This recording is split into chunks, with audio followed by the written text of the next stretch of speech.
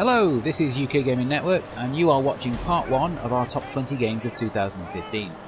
Kicking off our countdown at number 20 is Mad Max from Avalanche Studios, who have proven to be one of the most prolific and reliable developers of the last year, having been responsible for 4 quality titles. This one had its release delayed by 12 months for extra polish, and ended up hitting the shelves just after the highly praised movie. Coincidence? Probably not, but the timing only ended up helping the game.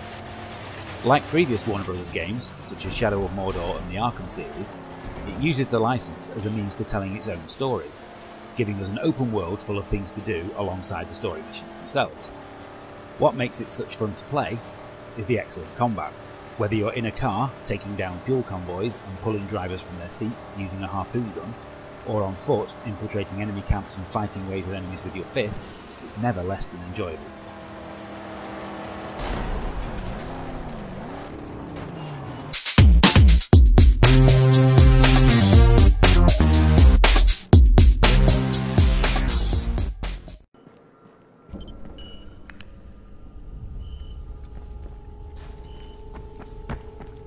At number 19 is Dying Light, which plays like the Dead Island sequel that Techland never got the chance to make.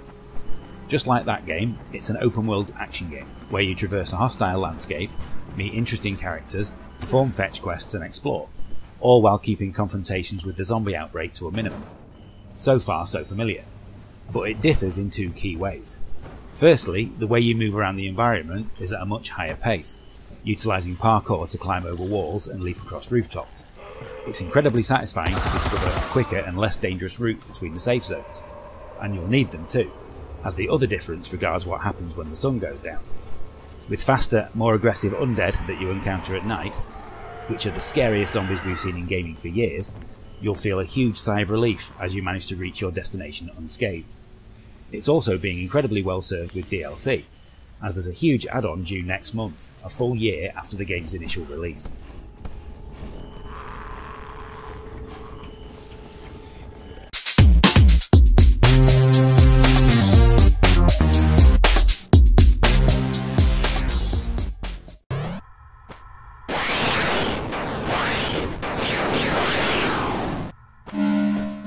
Axiom Verge hits our chart at 18.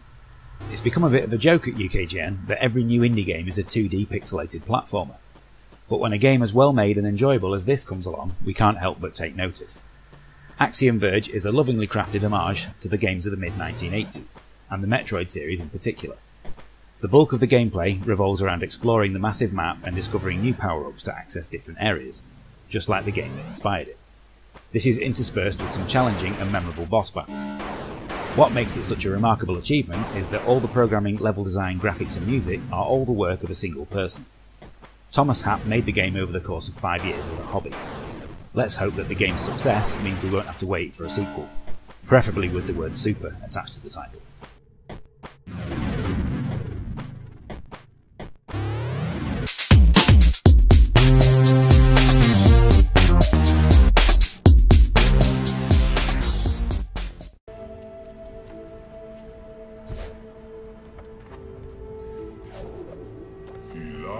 At number 17 is Ori and the Blind Forest, which is the polar opposite of the indie game development spectrum.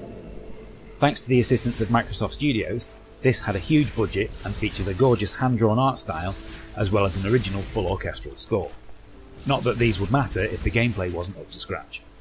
It draws you in with an emotional opening and simple early levels, but as the huge map opens out, the challenge increases greatly. The learning curve is judged perfectly though, so you'll always have the skills required by the time you reach the harder challenges. Being able to save your game where and whenever you like is such a simple idea, but one that benefits the game hugely. Some of the latter stages are so difficult that the relief you feel upon finally getting past a particularly tricky section is immense. Hitting the save button becomes like a triumphant fist in the air, and it's a testament to the game design that you want to persevere.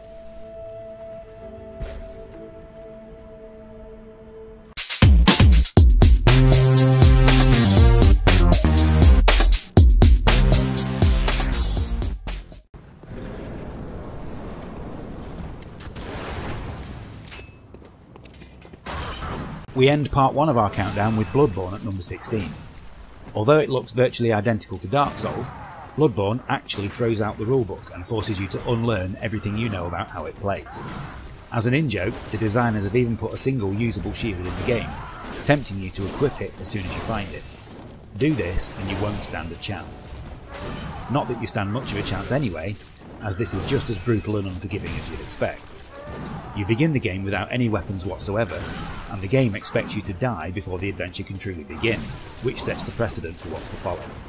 What makes it brilliant though, is that every death is your own stupid fault, either down to overconfidence or recklessness, but every one serves as a learning experience for next time.